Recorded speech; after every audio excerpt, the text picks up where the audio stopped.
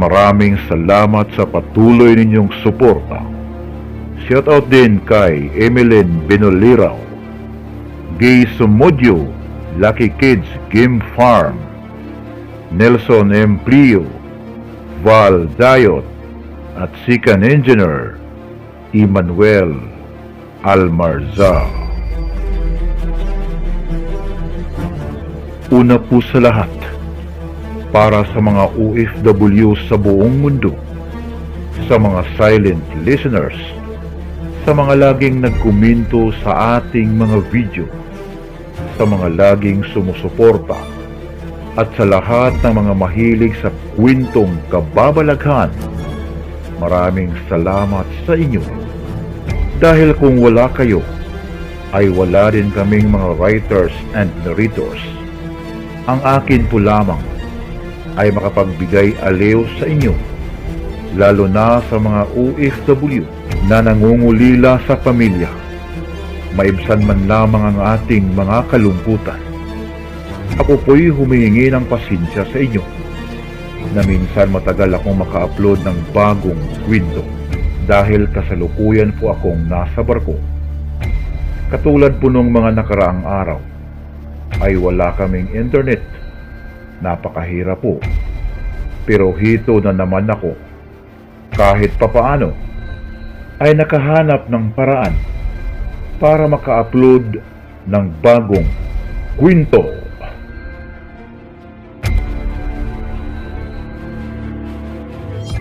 Umpisahan na natin ang kwentong ito. Ito po ay kwento ng kaibigan ng kasamahan ko dito sa barko. Nangyari ito sa kanilang probinsya, sa probinsya ng Antique. Hindi ko na lamang babanggitin ang eksaktong lugar para na rin maprotektahan sa mga taong ayaw maniwala sa mga kababalaghang pangyayari. Kayo na po ang bahala, kaibigan, kung paniwalaan ninyo ang kwentong ito o hindi. Nakatira ang pamilya ni Lino sa lugar na kung tawagin ay squatter. Sobrang hirap ng kanilang pamumuhay. Bata pa lamang ito ay naulila na sa kanyang mga magulang. Nasawi ang mga ito nang pirsahang kinuha ng may-ari ng lupa, ang lupang kinatatayuan ng kanilang parumbaro. Lumaban kasi ito sa mga taong gustong gibain ang kanilang tinitirhan. Kaya't nabaril ni Don Julio ang mga magulang ni Lino. Itong si Don Julio ang may-ari ng nasabing lupain at siya ang pinakamayaman sa kanilang lugar. Hawak nito ang mga bayarang politiko at alagad ng batas. Kaya't walang makapalag sa kanyang kagustuhan. Magmula noon ay doon na lamang sa lansangan nagpalaboy-laboy itong si Lino. Minsan may makain, minsan ay tinitiis na lamang niya ang gutom. Ganon pa man, ay hindi siya nawala ng pag-asa na umasinso sa buhay at makapaghiganti sa taong pumatay sa kanyang mga magulang. Doon sa paradahan ng habal-habal laging tumatambay itong si Lino, humihingi ng pera at pagkain sa mga pasahero. Nahihiya man ito, ngunit wala siyang magawa dahil hindi man lamang siya nakapag-aral. Nang magsasampung taon na itong si Lino, ay nakahanap siya ng trabaho. Tagahugas ng plato sa isang karinderya na malapit sa paradahan. Mabuti na lamang at mabait ang kanyang amo at pinayagan siyang makapag-aral pagkatapos ng kanyang trabaho sa gabi. Nang dahil sa kalagayan ni Lino, ay lagi siyang kinukutya ng kanyang mga kaklase sa kanilang paaralan. Ngunit binaliwala niya ito dahil kahit papaano ay may pangarap din ito sa kanyang buhay. Gusto niyang makapagtapos ng pag-aaral. Lumipas ang maraming taon, ay natapos din ni Lino ang elementarya. Ngunit sa kasamaang palad, ay namatay ang kanyang mga amo. Kaya't natigil ito sa kanyang pag-aaral. Doon muling tumambay si Lino sa paradahan ng habal-habal. Ngunit sa panahong iyon, ay siya ang tagatawag ng mga pasahero ng gustong sumakay. Araw ng linggo, may nakita siyang mga pasahirong nagdadala ng mga manok panabong. Dahil may magaganap na tupada sa kabilang nayon, pinapanood lamang niya ito dahil wala siyang hilig sa sabong. Nang dumating na ang hapon, ay nagsiuwian na ang mga mananabong. Nakita ni Lino ang bitbit nilang mga bihag na manok at ang iba ay inabutan pa siya ng pera. Doon na rin sa paradahan siya natutulog. May maliit kasi na kubo doon sa gilid na ginawang tambayan ng mga driver ng habal-habal. Kaya't pagsapit ng gabi ay ginawa niya itong tulugan. Habang siya ay nakahiga, ay napaisip itong si Lino sa isang matandang nag-abot sa kanya ng pera. Malaki siguro ang kikitain ng sabong. Subukan ko kayang kausapin ang matandang iyon. Gusto ko sanang sumama sa kanila. Kaya lang, wala akong tirang pamusta. Wika ni Lino sa kanyang sarili. Nang muling sumapit ang linggo, ay muli niyang nakita ang matandang sabungero na may kalong-kalong na manok doon sa gilid ng kalsada. Kaya tinawag niya ito. Manong, babalik ka ba sa sabungan? Gusto ko sanang sumama sa'yo para maranasan kong makakita ng totoong sabong. Abay, oo, iho. Hinihintay ko lang ang isa kong kasama. Hindi pa kasi dumating eh. Tamang-tama, iho. Dalawa kasi ang ilaban namin ngayon. At kailangan ko ng tagabitbit ng isa kong manok. Tugon ng matanda sa sinabi ni Lino. Nang dumating ang kasamahan ng matanda, ay kaagad silang sumakay ng habal-habal. Kasama na ang batang si Lino. Medyo malayo pa lamang ang sinasakyan nilang motor, ay dinig na ni Lino ang sobrang ingay. Nakaramdam ng kaba ito dahil una niyang masaksihan at makapanood ng sabong. Hindi nagtagal ay narating na nila ang sabungan. Namangha itong si Lino sa daming tao. May mga nakita din siyang nagtitinda ng mga pagkain sa tabi at meron ding mga nag-iinuman. Dahil hindi pa marunong magdala ng manok panabong itong si Lino, ay tinuruan siya ng matanda kung paano ito bitbitin. Kaya't binigay sa kanya ang manok ugis upang tuluyan nang makapasok sa loob ng sabungan. At nang makapasok na ang mga ito, ay nagulat itong si Lino nang biglang nagsigawan ng mga tao. May sultada na naman palang naganap. Nung una ay parang gustong lumabas ni Lino dahil sa sobrang ingay ng mga tao. Ngunit nang makita niya ang manok na naglalaban, ay nagustuhan niya ito kaagad. Nang ilaban na ng matanda ang ugis nilang manok na bitbit ni Lino, ay laking tuwa nito nang makitang nanalo ang kanilang manok. Hindi na naisabong ang isa pa nilang manok dahil biglang nagkagulo sa labas ng sabungan. May mga pulis palang dumating. Pinatigil ang sabong dahil wala pala itong permiso sa alkalde ng lungsod. Mabuti at ipinag-utos lamang na itigil ang sabong at hindi na ipinahuli ang mga taong nandoon. Pasensya ka na, iho. Hindi ako nakapagpakilala sa iyo. Ako nga pala si Tatang Tiago. At ang kasama ko ay ang kapatid kong si Ruben. Salamat at nakarating na tayo sa paradahan ng habal-habal. Hirap pa na bang sumakay ngayon? Lino pala ang pangalan mo, ano? Sige, iho. At kami ay uuwi na. Magtatakip silim na pala. Malayo pa ang lalakarin namin. Nasa 4 na kilometro ito. Alam mo naman, iho, matatanda na kami. Magkita na lang tayo balang araw. Maraming salamat sa pagsama mo sa amin. Ito nga pala, may konti tayong napanalunan. Sige na, tanggapin mo na ang perang ito. At kami ay gagayat na pauwi sa bundok. Tumango na lamang si Lino na may panghihinayang na hindi na isabong ang isa nilang manok. Sayang, hindi na isabong ang isang manok ni Tatang Tiago. Di bale, sasamo na lang ako sa kanila. Sakaling pupunta sila ulit doon sa sabungan. Wika ni Lino sa kanyang sarili. Isang araw, biglang lumakas ang ulan at hangin. May bagyo pa lang dumating. Nasira ang kubo na kanyang tinutulugan. Pati mga habal-habal ay apektado sa bagyong iyon. Hindi makadbiyahe ang mga ito dahil nasira din ang mga daan. Kaya walang mapagkapirahan itong si Lino at wala din siyang matulugan. Muntik pa itong maanod sa malakas na baha galing sa bundok. Nang biglang narinig ni Lino ang isang pamilyar na busis. At nang iangat niya ang kanyang ulo, ay nakita niya ang matandang si Tatay Tiago.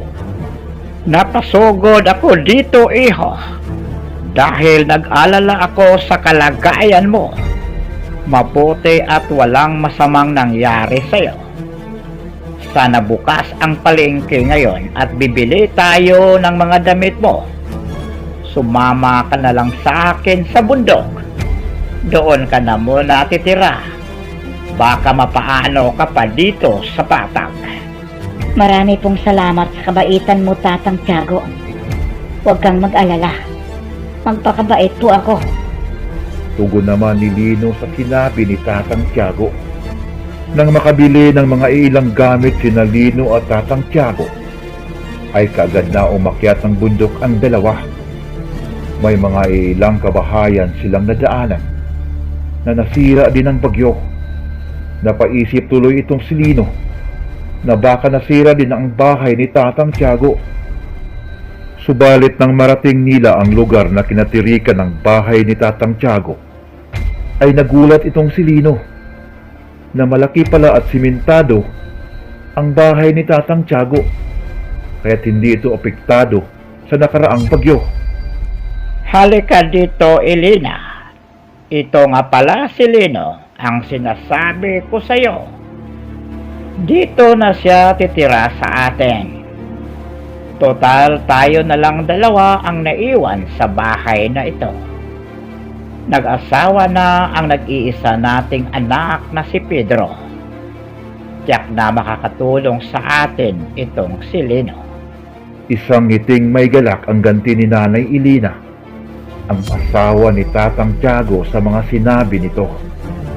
Nang ilibot ni Lino ang kanyang mga mata, doon sa paligid, ay nakita niya ang malaking palayan at sagingan. Doon naman sa unahan, ay may nakita siyang mga kabahayan. Tiyak ng isa sa bahay na iyon, ay kay Manong Ruben, ang kapatid ni Tatang Tiago. Nang araw ding iyon, ay inilibot ni Tatang Tiago si Lino sa kanilang lugar at ipinakilala din siya sa kanilang mga kapitbahay. Mula noon, ay sa bundok na ng baryo Calamansi nakatira si Lino. Katuwang siya ni Tatang Tiago sa kanilang bukirin. Siya din ang nag-aalaga ng mga manok panabong nito. Hanga ang mag-asawa sa kasipagan at kabaitan ni Lino, hanggang sa pinapaaral ito ni Tatang Tiago sa high school. Sobrang tuwa ang nararamdaman ni Lino dahil matutupad na din niya ang kanyang mga pangarap. Sumasama din si Lino kay Tatang Tiago sa mga lakad nito sa sabungan tuwing araw ng linggo. Parang tunay na anak ang turing ng mag-asawa kay Lino. Lumipas ang ilang taon, ay dumating na ang araw ng kanyang pagtatapos. Hindi nakapunta si Tatang Tiago dahil may sakit ito. Kaya't si Nanay Elena na lamang ang nagsabit ng kanyang mga medalyang nakuha. Nang matapos ang seremonyas ng pagtatapos ni Lino sa high school, ay kaagad silang umuwi ni Nanay Elena. Ngunit nagulat na lamang ang dalawa nang makitang maraming tao sa kanilang bahay. Kinabahan si Lino, kaya't pinaspasan niya ang paglalakad. At nang marating niya ang bahay, ay biglang tumulo ang kanyang mga luha nang makitang binawian na ng buhay ang pangalawa niyang ama na si Tatang Tiago. Nang mailibing na ito, ay si Lino na ang nangangasiwa sa lahat, pati ang mga panabong ni Tatang Tiago. Kaya't inihabili na lamang kay Lino ang lahat. Matanda na din si Nanay Elena. Isang umaga, habang nagpapatoka itong si Lino sa mga manok panabong, ay napansin niya ang manok ugis na kakaiba sa lahat. Iba ang tindig nito at napakakintab ng mga balahibo. Ngayon lamang ito napansin ni Lino. Pinagmasdan niya itong mabuti. Napaisip itong si Lino, pwede niya itong ikondisyon para ilaban ng sabong. Nang sumapit ang gabi, habang si Lino ay natutulog, ay narinig niya ang busis matanda na parang tinatawag siya nito. Bumangon ka, Lino, at puntahan mo ang tanim mong saging tindok. Malapit na ang hating gabi. Ngayon ang pagbuswak ng puso nito. May mahuhulog na isang bagay galing sa puso ng saging na iyon, kasabay ng pagbuswak nito. Subalit, talunin mo muna ang inkantong tagabantay nito bago tuluyang mapasa iyo ang bagay na iyon. Magmadali ka at wala ng oras. Napabalikwas itong si Lino sa higaan at nagmadaling sinunod ang utos ng busis. Nang marating ni Lino ang puno ng saging tindok, ay nagulat ito nang makitang nauna na sa kanya ang manok niyang ugis na parang hinihintay siya nito. Lalo pa itong nagulat nang makita ang pagbuswak ng puso ng saging tindok. Kaya't nagmadali itong lumapit sa puno ng saging upang abangan ang pagkahulog ng isang bagay katulad sa sinabi ng busis. Tamang pagpatak ng 12:00 ng gabi, ay nahulog ang isang maliit na butil na sumisilaw. Kaagad itong sinalaw ni Lino at inilagay sa kanyang bulsa. At nang tingnan ni Lino ang kanyang manok panabong na ugis, ay sumisilaw din ang mga balahibo nito. Nang biglang narinig niya ang mga yapak na paparating na nanggaling sa kanyang likuran, at nang kanya itong lingunin, ay nakita niya ang malahiganting nilalang. Nagpangbuno ang dalawa, subalit sobrang malakas ang nilalang na iyon, at ibinalibag lamang itong si Lino papunta sa mga puno ng saging. Bumangon itong si Lino at muling hinarap ang kalaban. Subalit muli siyang ibinalibag nito. Natumba si Lino at bumagsak na naman sa mga puno ng saging. Subalit nang akma siyang bumangon, ay nakita niyang nag-iba ang anyo ng manok niyang ugis. Nagliliyab ang mga balahibo nito at sumugod sa kalabang engkanto. Nagmadali ding bumangon itong si Lino para tulungan ang manok niyang ugis. Napatumba ni Lino at manok ugis ang kalaban nilang engkanto. Bigla itong tumakbo upang sumuot sa mga puno ng saging at hindi na nila ito nakita. Binitbit ni Lino ang manok ugis at umuwi na ang dalawa sa kanilang bahay. Kinabukasan ay nagising na lamang itong si Lino sa tawag ni Nanay Elena. May bisita si Lino, ang kapatid ni Tatang Tiago na si Manong Ruben. Pasensya ka na, Lino, at naabala kita. Bukas ay may magaganap na sabong sa kabilang baryo. At kung wala ka namang ginagawa, ay sumama ka na lang sa akin. Magdala ka ng manok mong panabong. Maraming dumadayo sa lugar na iyon. Tsaka mapapalaban ang dala mong manok. Wika ni Manong Ruben kay Lino. Tumango lamang itong si Lino sa mga sinasabi ni Manong Ruben sa kanya. Nang sumapit ang kinabukasan, araw iyon ng linggo, pagkatapos magpaalam ni Lino kay Nanay Elena, ay umalis na sila ni Manong Ruben papunta sa Baryo Langka kung saan gaganapin ang sabong. Umabot din ng 1 oras ang kanilang paglalakad bago nila narating ang nasabing lugar. Tama ka nga, Manong Ruben. Maraming mananabong ang dumadayo dito. Tiyak na mapapalaban tayo mamaya. Oo, Lino. Pero mamaya konti, mas dadami pa ang mga darating na mga mananabong. Mag-antay lang tayo dito, Lino. Hindi pa naman nag-umpisa ang mga sultada. Baka sakaling may maghamon sa atin. Tugon naman ni Manong Ruben sa sinabi ni Lino. At di kalaunan ay may isang lalaking paparating sa kanilang kinaroroonan. Kanina pa ba kayo dito, Ruben? Hindi tayo mag-aksaya ng oras. Tara na, at ilaban mo ang manok ugis na bitbit ng kasama mong bata. Tayo na lang muna ang maglaban-laban. Dala ko ang aking manok na pula. Maghanda kayo. Hindi pa ito natatalo, Ruben. At nang marinig ito ni Lino, ay kagad itong pumayag sa sinabi ng lalaki. Nauna nang pumasok sina Lino at Ruben sa loob ng ruweda upang umpisahan na ang laban. Di kalaunan ay sumunod ang lalaki, dala ang manok niyang pula. Bago mag-umpisa ang laban, ay lihim na ikinabit ni Lino ang mutya ng saging tindok sa binti ng ugis niyang manok. At nang pumasok na sa ruweda ang koyme, ay tinawag na ang magkabilang panig upang umpisahan na ang laban. Nagsimulang magsigawan ng mga tao. Maraming pumanig sa manok pula ng kalaban dahil alam ng mga ito na hindi pa ito natatalo. Si Manong Ruben ang bibitaw sa manok ni Lino. At nang mabitawan na ang mga manok, ay kaagad itong nagsalpukan. Mabilis na umatake ang manok pulang kalaban. Ngunit ito'y napaatras nang tamaan sa dibdib.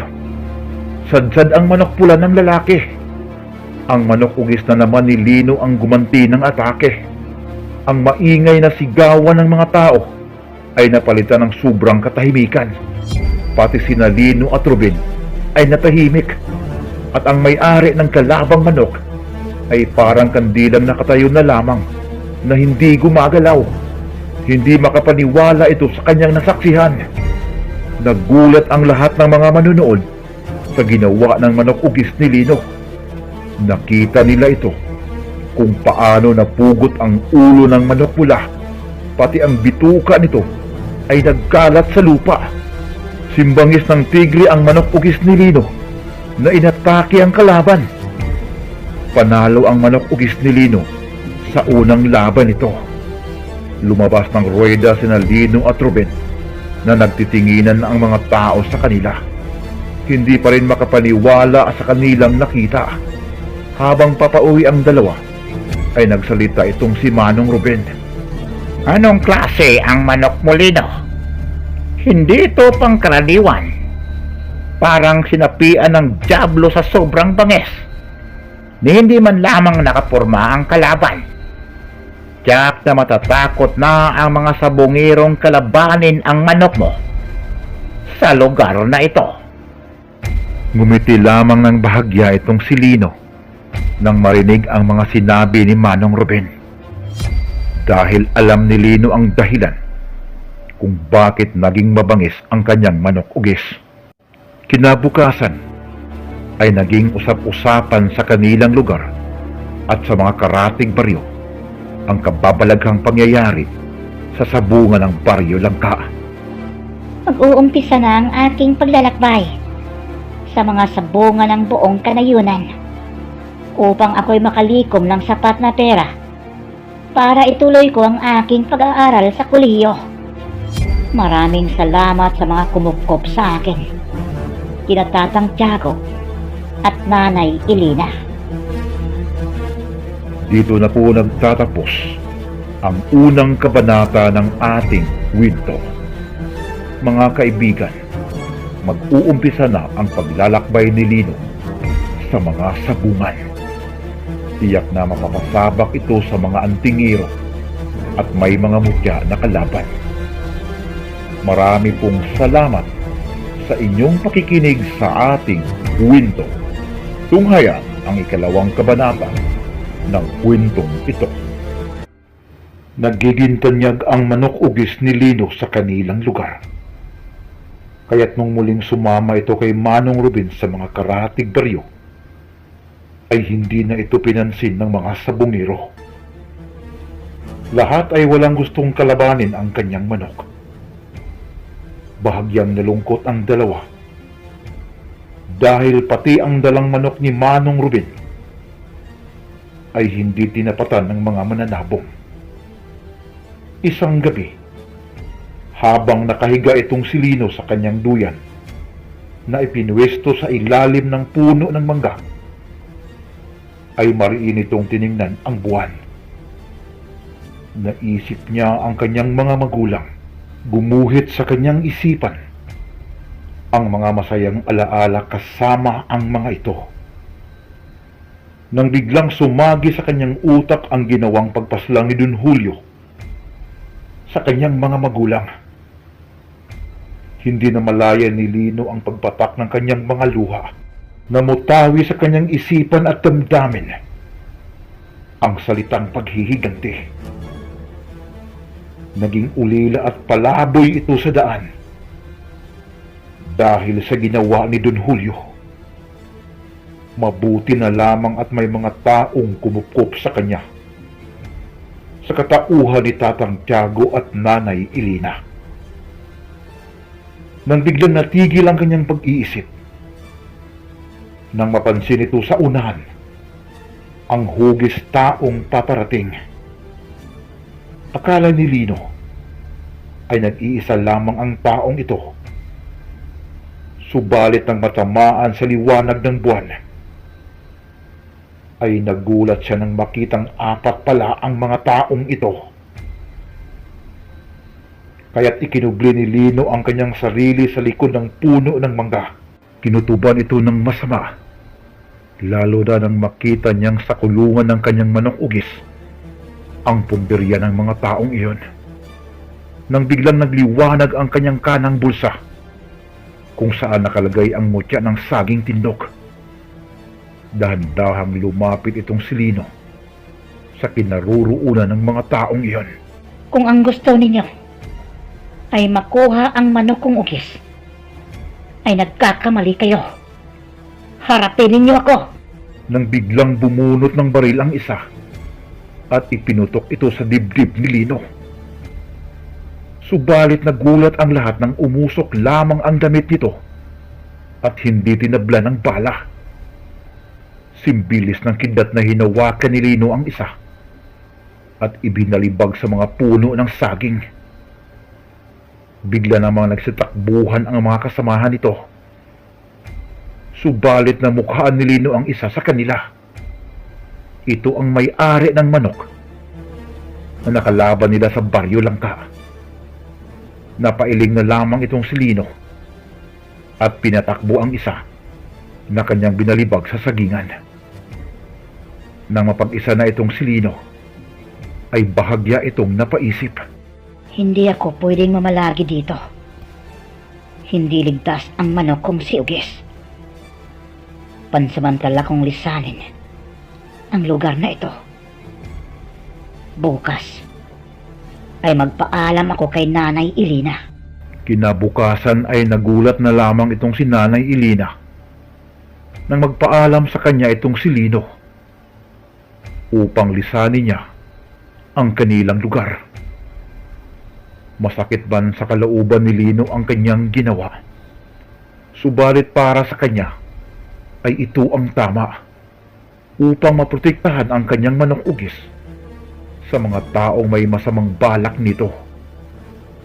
Mabigat ang mga paa ni Lino na nilisan ang lugar na iyon. Lalo pat nag-iisa na lamang sa buhay ang pangalawa niyang ina na si Nanay Elena. Habang binaybay niya ang daan papunta sa patag, ay muli nitong nilingon ang kanilang bahay.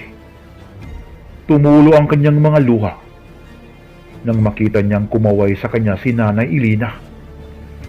Subalit buo na ang kanyang loob at ipinagpatuloy niya ang paglalakbay. Huwag kang mag-alala, Nanay Elena.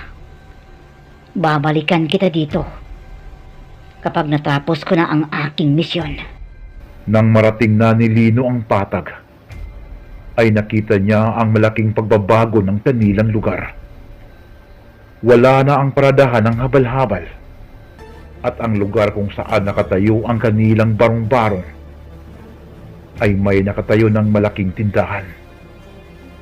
Napailing na lamang itong si Lino sa kanyang nasaksihan, at habang naglalakad itong si Lino sa daan, ay may nakasalubong itong isang matandang pulubi. Magandang araw po, bata.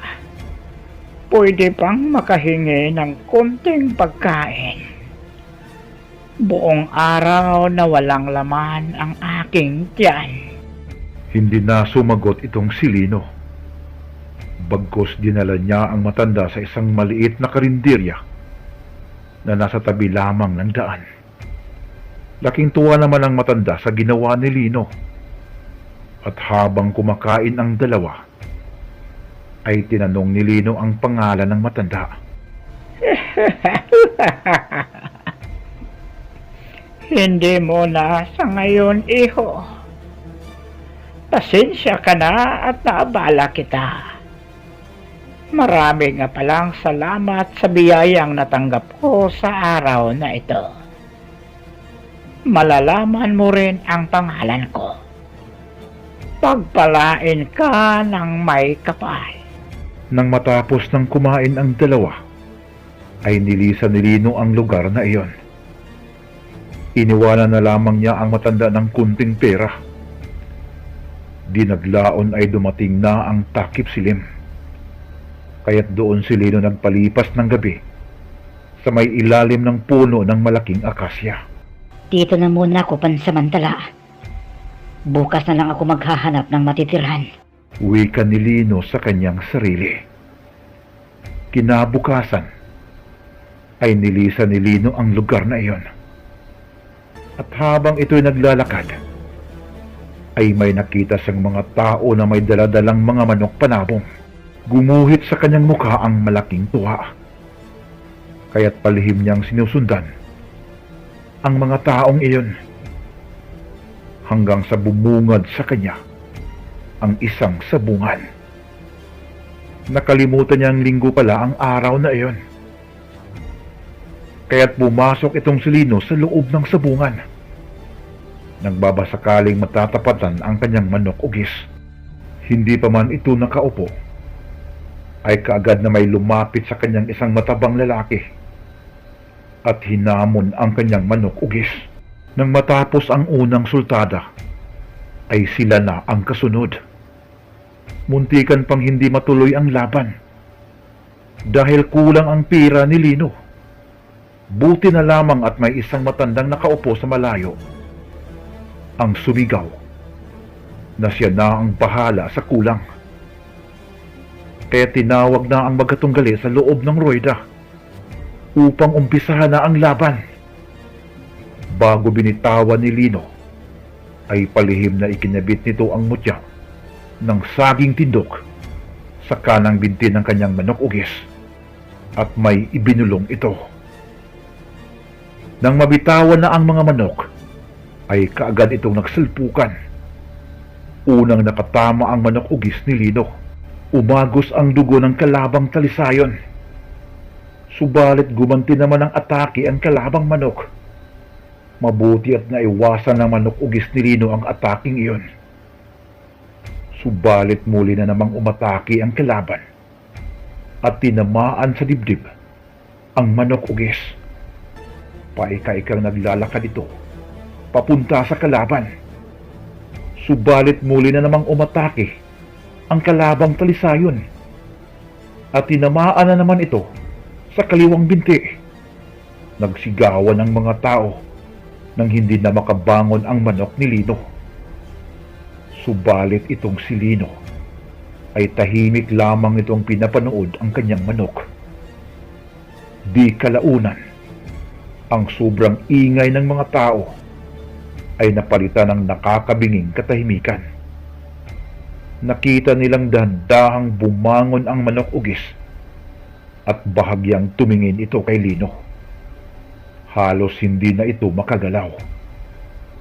Nang biglang sumigaw ang may-ari ng kalabang manok. Kung gusto mo, bata, dagdagan natin ang pustahan. Gawin kaya nating 50,000 ang lahat. Kung yan ang gusto mo, tatanggapin ko. Payag ako sa 50,000. Tugo naman ni Lino sa sinabi ng matabang lalaki na may-ari ng kalabang manok.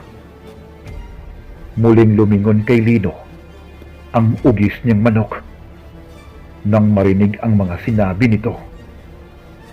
At bigla itong umatake sa kalaban. Halos hindi makita ng mga tao ang buong pangyayari dahil sa sobrang bilis. Nang humupa na ang laban, ay nakita ng mga tao na natumba ang kalabang manok at wala na itong ulo. Ang nakakabinging ingay ay napalitan ng sobrang katahimikan. Gusto mang itanong ng mga tao kung paano ito nangyari, subalit alam din nila na walang makakasagot sa kanilang mga katanungan dahil sa sobrang bilis ng pangyayari. Lalo pang nagulat ang lahat nang biglang gumaling ang mga sugat ng manok ugis ni Lino. Walang nagawa ang mga tao, lalo na yung pumusta sa kalaban, kundi magtinginan na lamang na parang hindi makapaniwala sa kanilang nasaksihan. Matapos makuha ni Lino ang kanyang napanalunan, ay lumabas na ito ng sabungan. Hindi pa man ito masyadong nakalayo, ay biglang may narinig siyang boses matanda na tumawag sa kanya galing sa kanyang likuran. Bata! Abay, huwag ka munang umalis. Nasana ang aking napanalunan.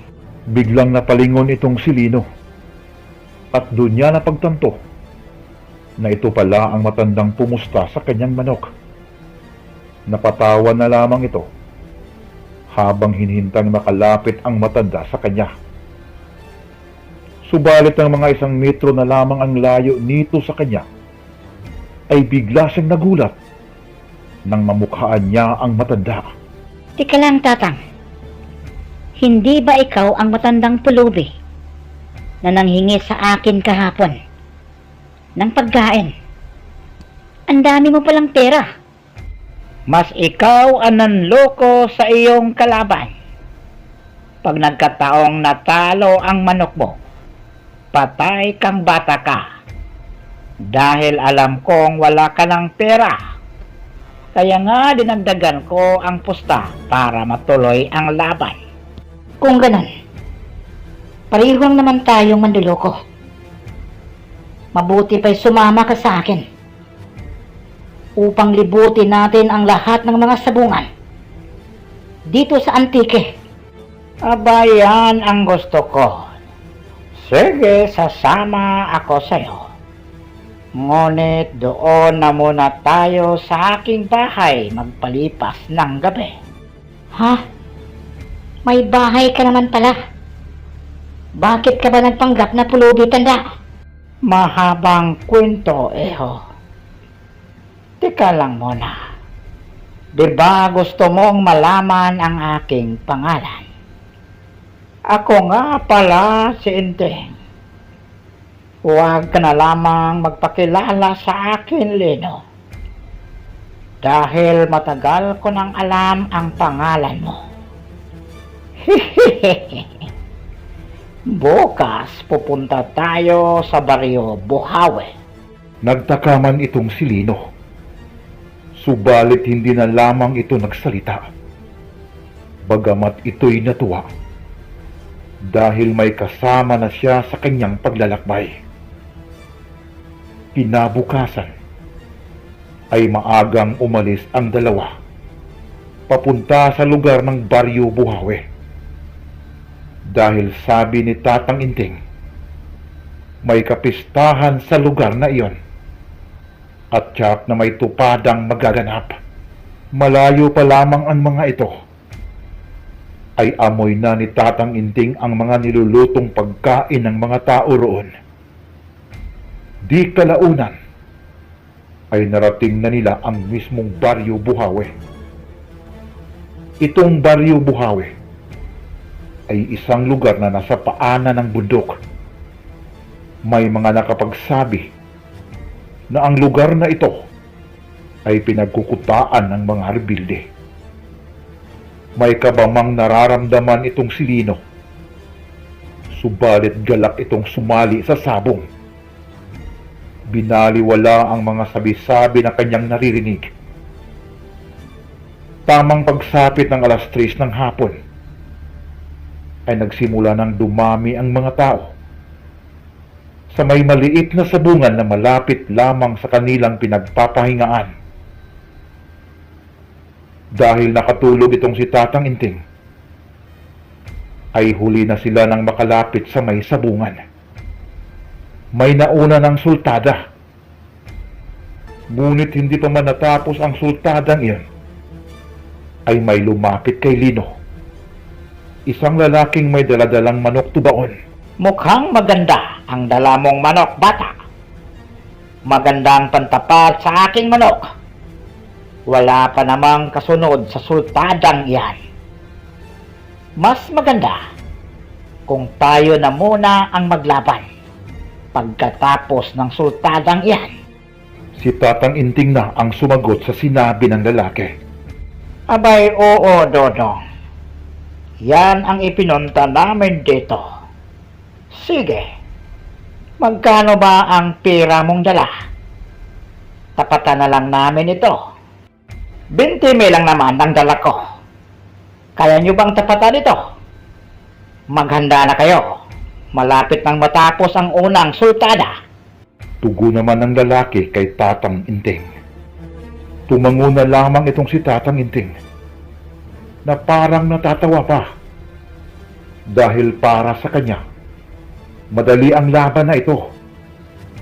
Dahil kahit hindi binanggit ni Lino sa kanya, ay alam nito na may mutyang daladala ang bata. Makinig ka, Lino. Alam kong may dala kang mutya. Huwag mo munang gamitin ito. Alam kong madali ang laban na ito. Tingnan mo ang manok niya. Parang may muta pa sa mata. Hindi na kumibo itong si Lino sa sinabi ni Tatang Inting sa kanya. Tama namang natapos ang unang sultada, kaya't pumasok na ang mga ito sa loob ng ruweda. May mga pumusta din sa manok ni Lino. Subalit dahil hindi sila kilala sa lugar na iyon, ay mas marami ang umabay sa kalaban. Matapos ang masyada ng mga Kristo at nang maiayos na ang pustahan, ay suminyas na ang koyme para masimulan na ang laban. Si Lino ang magbibitaw sa kanyang manok at sa sinyas ng koyme ay kaagad na binitawan ng magkatunggali ang kanilang mga manok. Kaagad ito nagpang-abot sa iri. Hindi akalain ni Tatang Inting na gano'n na lamang kalakas ang kalaban. May narinig pa silang sumigaw galing sa mga manunood na hindi pa daw natalo ang manok tubaon ng kalaban. Sa pangalawang salpukan ay bumagsak sa lupa ang manok ugis ni Lino. May dugong tumalsik. Tumingin naman ang malalim itong si Lino kay Tatang Inting. Sumugod na naman ang kalaban. At sapul na naman ang manok ugis sa dibdib. Sa pagkakataon na ito, ay sigurado na si Tatang Inting naggaling kay Ugis ang umagos na dugo. Hindi na makatayo ang manok ni Lino, habang ang kalabang tubaon ay parang taong inaabangan ang pagbango ni Ugis. Nang biglang may narinig silang mga putok ng baril sa di kalayuan, palapit ng palapit ang mga putok sa kanilang kinaruroonan, hanggang nakita na lamang ni Tatang Inting at Lino ang pagkabuwal ng mga tao na nanunood ng naturang sabong. Napag-alaman ng dalawa na pinagbabaril ang mga ito sa mga taong nakamaskara. Kaagad na nilamon ni Lino ang kanyang mutya ng sabing tindok. Nahagip ng mga iilang bala sina Lino at Tatang Inting. Nakapagtatakang pati ang matanda ay hindi tinablan ng bala, habang ang may-ari ng kalabang manok ay kumaripas ito ng takbo. Nang mapalingon itong si Tatang Inting sa manok ugis ni Lino, ay nagulat ito nang makitang parang nawala ang mga sugat nito. Umaapoy at puno ng usok ang mga katawan ng dalawa. Tadtad ng tama ng bala ang kanilang mga katawan. Subalit hindi ito tinablan. Dahan-dahang kinuha ni Lino ang kanyang manok at ibinigay kay Tatang Inting. Nagulat na lamang ang matanda nang hinarap ni Lino ang mga taong nakamaskara. Tansya ni Tatang Inting, nasa 5 katao ang mga ito. Nang mahawakan ni Lino ang isa sa mga bandido, ay binali ang kamay nito at ibinalibag sa malayo. Nakakagulat ang lakas ng batang ito. Hindi pangkaraniwan. At ang kanyang manok ugis ay parang tao. Hinabol ang iba pang mga bandido. At nang humupa na ang labanan, ay biglang nagpakita ang may-ari ng tubaong manok na nakalaban ni Ugis. Kami po dito sa Baryo Buhawe ay nagpapasalamat sa inyong dalawa. Tiyak kaming hindi nababalik ang mga rebuilding iyon. Hindi pangkaraniwan ang inyong lakas sa tapang. Hito ang napanalunan ninyo. Alam kong hindi mananalo ang tubaon kong manok. Dumidiskarte lamang ang manok ninyong Ugis para dagdagan ko ang pusta. Para sa kaalaman ninyo, ako ang kapitan sa baryong ito. Uulitin ko, marami pong salamat sa inyo mga bago kong kaibigan. Total magtatakip silim na. Doon na muna kayo sa aking bahay magpalipas ng gabi. Tamang-tama, may mga nakahandang mga pagkain doon. Nakakalungkot mang isipin na may mga nasawing buhay ngayon, pero wala na tayong magagawa. Nang sumapit ang kinabukasan, ay muling naglalakbay ang dalawang magkaibigan. At habang nasa daan ang mga ito, at ito ang nabanggit ni Tatang Inting. Akalain mo ba, Lino? Nagiging bayani pa tayo sa Baryo Buhawe. Nakakatawa ito. Dito na po nagtatapos ang pangalawang tagpo ng ating kwento. Tunghayan po ang 3 kabanata ng kwentong ito. Umpisahan na po natin ang 3 at huling tagpo ng ating kwento. Nagpatuloy sa paglakbay ang dalawang magkaibigan na sina Lino at Tatang Inting, hanggang sa inabot ng pagod ang mga ito at napagpasyahan nila magpahinga sa ilalim ng malaking puno ng baliti. Habang nasa kasarapan ng pamamahinga ang dalawa, ay may binanggit itong si Tatang Inting kay Lino. Hindi mo man naitanong, Lino. Pero alam kong nagtaka ka kung bakit ko alam ang pangalan mo. at buong buhay mo. Pareho lang tayo ng sinapit. Ang mga magulang mo ay matalik kong kaibigan. Katulad nila, ay nasawi din ang nag-iisa kong anak.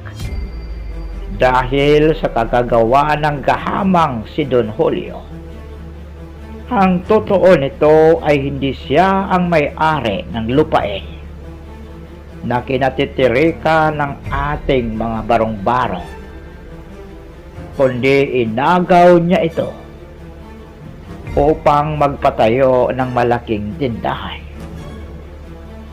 Bata ka pa lamang ay kilala na kita. Sumumpa ka sa akin, Lino. Pagkatapos ng ating misyon, ay bumalik ka sa pag-aaral. Yun lamang ang tanging yaman na hindi maagaw sa atin, galing sa mga taong gahaman. Sa pamamagitan ni Ugis, ay alam kong makamit mo ang iyong tagumpay. Alagaan mong mabuti ang manok na iyan, Lino. Hindi na sumagot itong si Lino.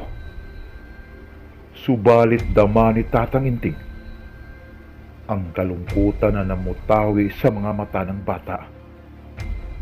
Nang biglang niyakap ni Lino ng mahigpit ang kaibigan niyang si Tatang Inting. Bukas, Lino, may tupada sa baryo ng Waling-Waling.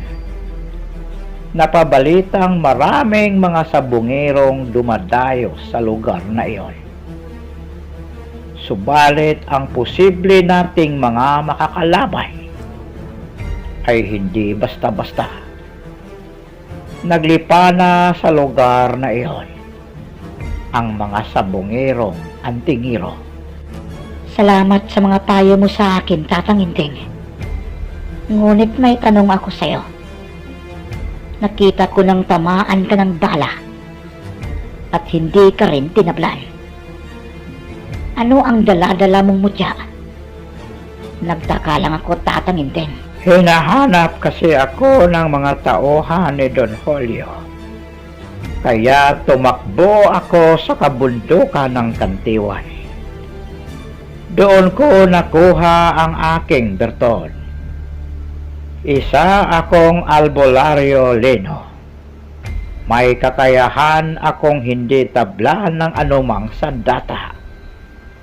Nagpasalamat ako sa Diyos dahil biniyayaan ako ng bertod na ito upang maipaghiganti ko ang napaslang kong anak laban kay Don Julio. Tugo naman ni Tatang Inting sa tanong ni Lino. Nang mga oras na iyon, ay malapit na ang takip silim. Kaya't doon na lamang sila sa lugar na iyon nagpalipas ng gabi.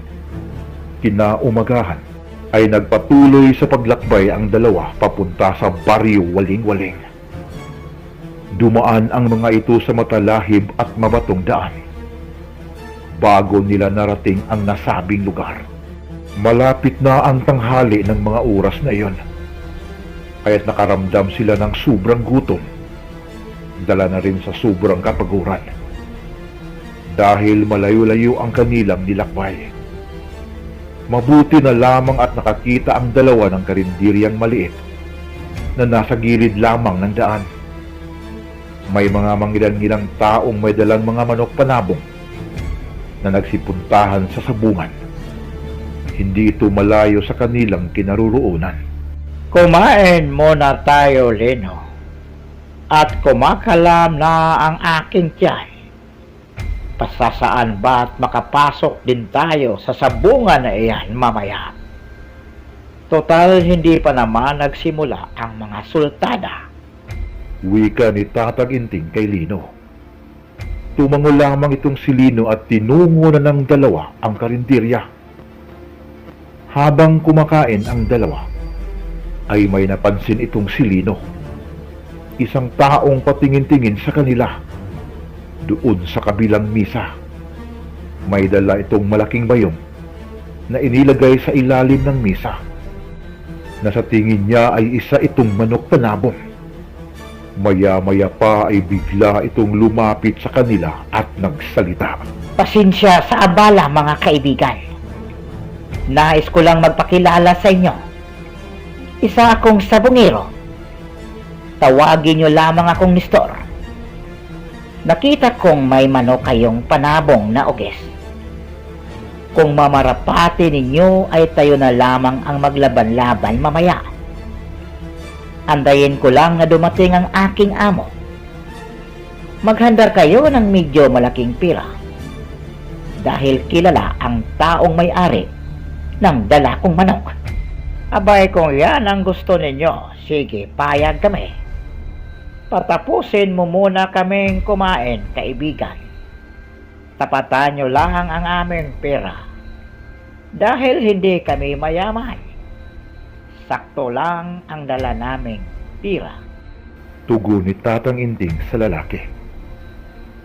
Di kalaunan ay may pumaradang sasakyan sa gilid ng sabungan. Habang ang kausap naming si Nestor ay kagad itong lumapit sa naturang sasakyan. Alam na naming dalawa na ito ang kanyang amo. May kalsada pala, Lino.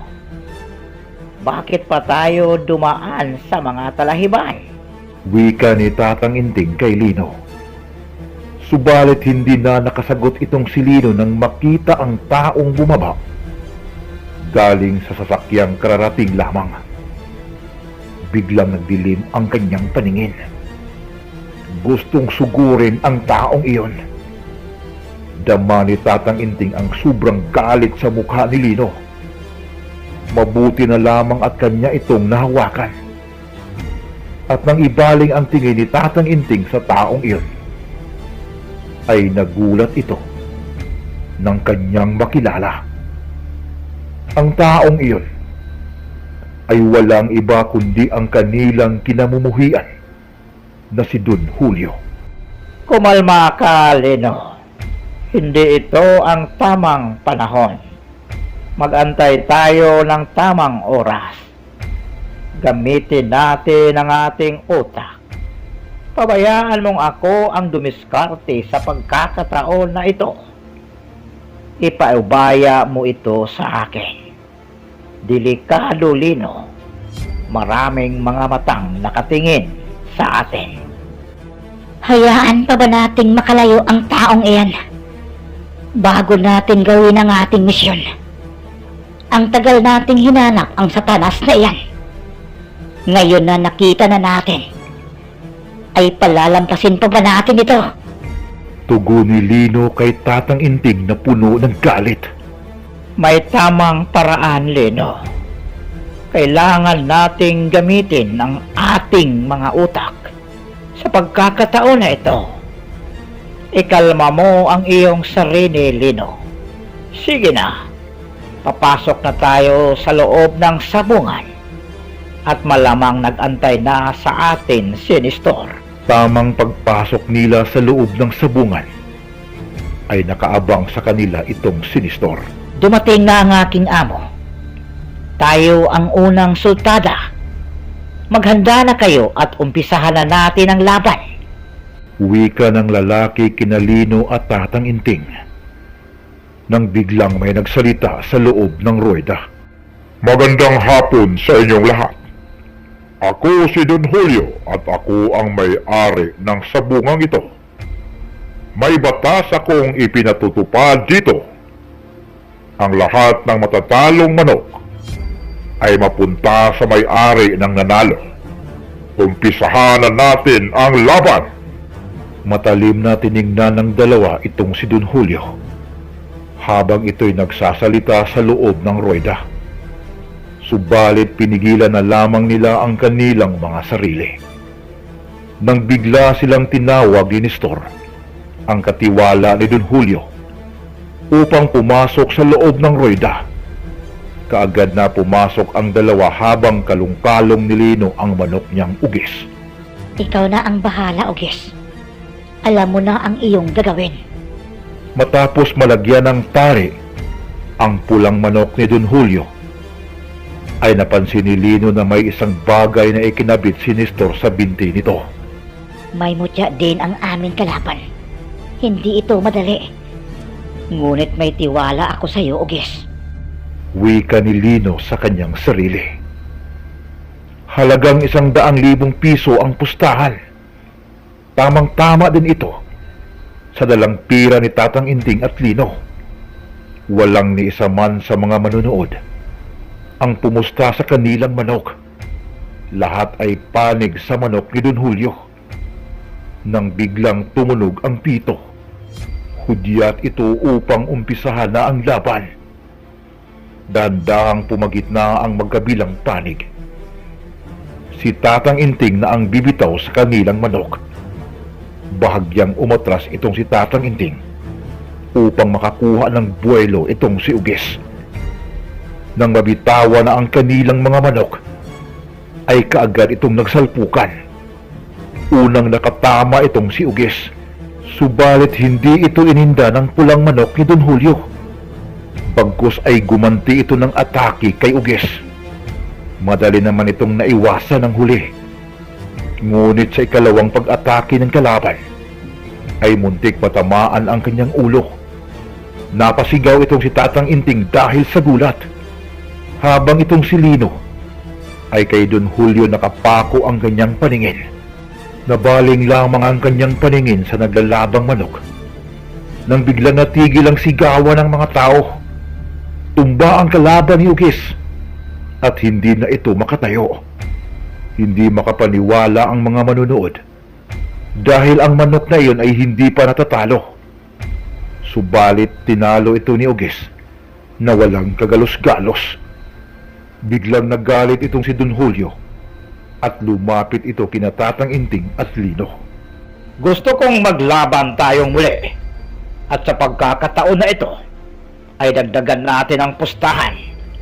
Kapag natalo kayo, ay hindi kayo makakaalis dito ng buhay. Yan ang gusto kong mangyari.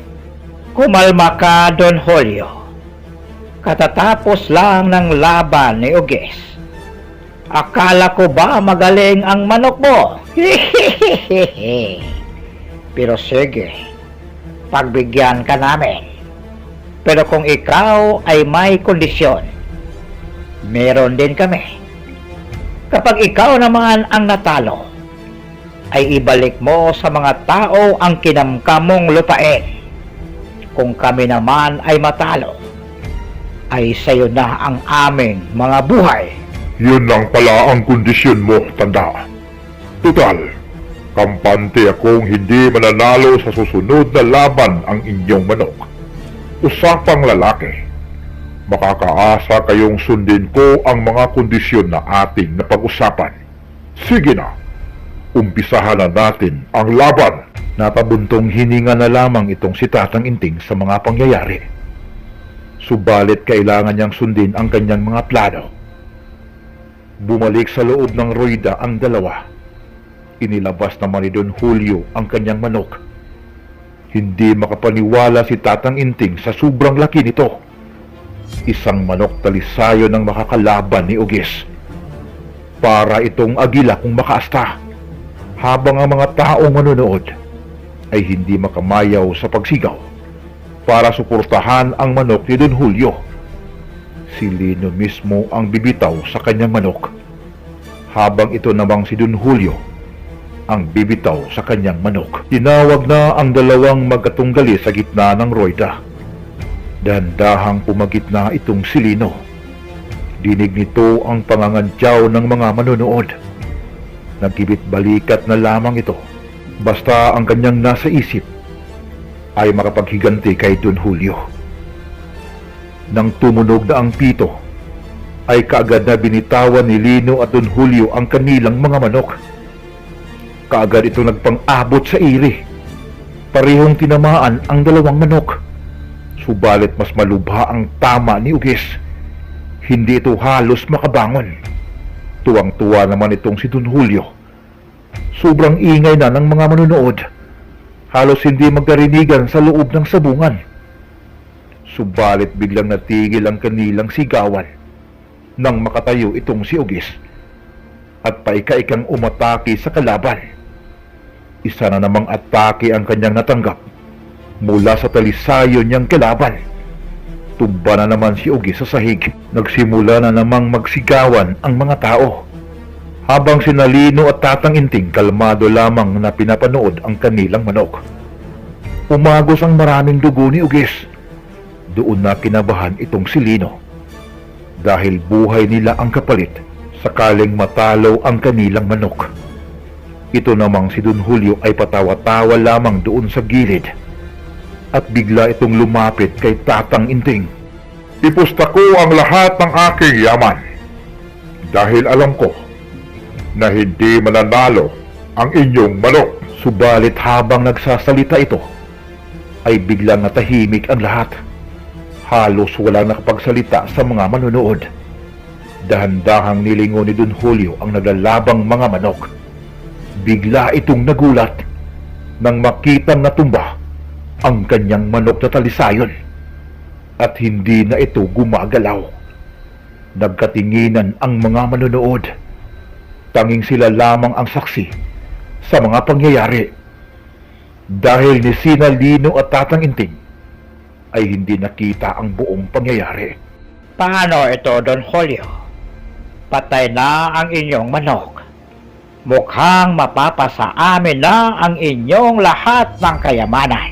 Nang biglang hindi makahinga itong si Don Julio at hawak-hawak nito ang kanyang dibdib.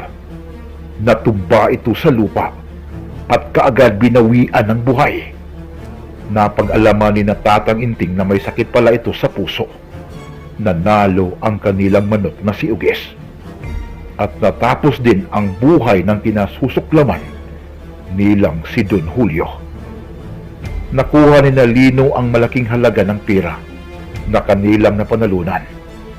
Habang itong si Nestor ang namahala sa pagsauli ng mga lupang kinamkam ni Don Julio sa mga tao. Kinabukasan, bago bumalik sa bundok ng Kalamansi itong si Lino, ay dumaan muna ito sa puntod ng kanyang mga magulang. Ama at ina ko, wala na ang taong kumitil sa inyong buhay. Sana mapayapa na ang inyong mga kaluluwa. At isumpa ko sa inyong dalawa, ipagpatuloy ko ang aking pag-aaral sa kolehiyo. Pagkatapos magpaalam ni Tatang Inting at Lino sa kanilang mga mahal sa buhay, ay umuwi na ito sa kanilang bahay. Kinabukasan ay bumalik na si Lino sa lugar ng baryo Kalamansi. Alam niyang galak si Nanay Elena na makita siya. Marami pong salamat, Ugis, sa mga tulong mong nagawa sa akin. Yun na ang huli mong laban, kaibigan kong manok. At ako'y babalik na sa eskwela sa sunod na buwan. Wika ni Lino sa pinakamamahal niyang manok, Ugis. Kada araw ng pasukan ay doon tumitira si Lino sa bahay ng kanyang kaibigan na si Tatang Inting, na siya ding gumabay sa kanyang pag-aaral. Uuwi lamang ito sa baryo Kalamansi kapag araw ng Sabado at Linggo. Nakakatuwang balikan ng ating paglalakbay, Lino. Natapos natin ang ating misyon na hindi nabahira ng dugo ang ating mga kamay. Diyos ang may gawa sa lahat ng ito. Biglang niyakap ni Lino ng mahigpit itong si Tatang Inting at taos-pusong nagpasalamat. Sa ngayon, mga kaibigan, ay isa ng ganap na inhinyero itong si Lino at may maganda ng buhay. Wala na din si Nanay Elena at Tatang Inting. May asawa na itong si Lino at biniyayaan sila ng 2 anak lalaki. Dito na po nagtatapos ang ating kwento. Marami pong salamat sa inyong pakikinig at pagsubaybay sa kwentong ito. Kailanman, mga kaibigan, ay hindi mananaig ang kasamaan laban sa kabutihan. Ito po ang inyong lingkod na magsasabing, paalam.